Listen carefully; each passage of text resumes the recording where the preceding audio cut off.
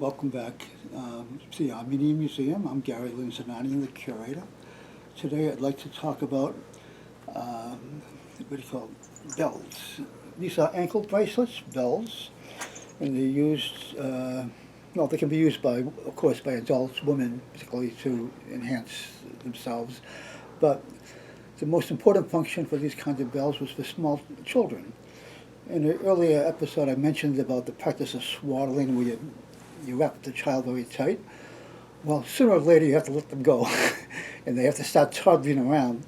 And when they're toddling around, they can get into difficulty. And so you put these bells on them so you can hear the children's bells ringing. As long as you can hear the bells chirping in the background, well, things are fine.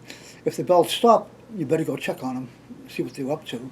Also, the people often think that you have this kind of thing about a life in the countryside is quiet. It's not. A working household in a farm was very noisy.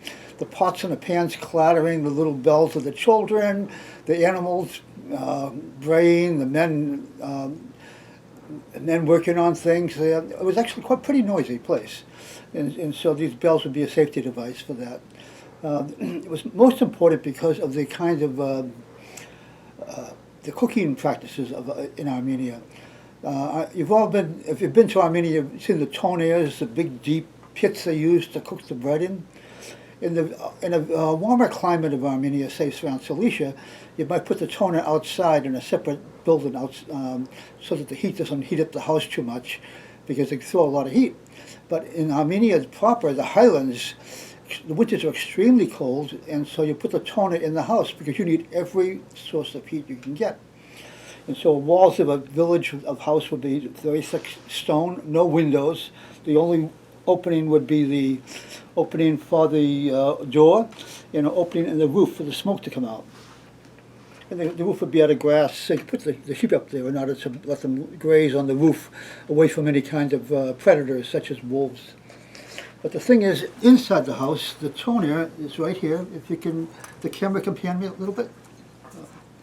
I don't want to tilt this because it will the objects. But well, maybe better. Okay, well there go the sheep.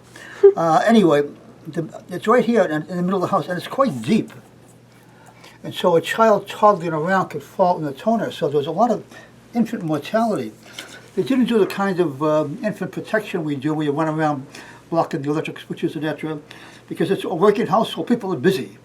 And so as a result, you use these bells in order to help keep track of the children, so hopefully they won't fall in the toner.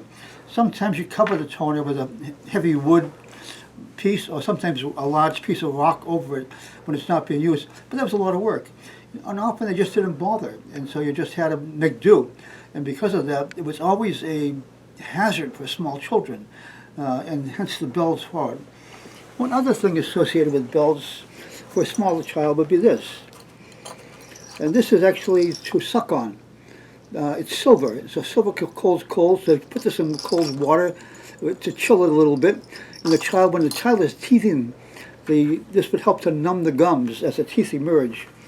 And so they would have this little thing on their wrist with a teething thing they could suck on, and also a little ring. And of course the little ring has a blue stone in order to keep the evil eye away, to protect them from harm. And so all of these traditions are interrelated in Armenian culture, and so the jewelry, the lifestyle, and all that, it's all part of the culture. And it's one of the fascinating things about Armenian culture is this multiplicity of aspects.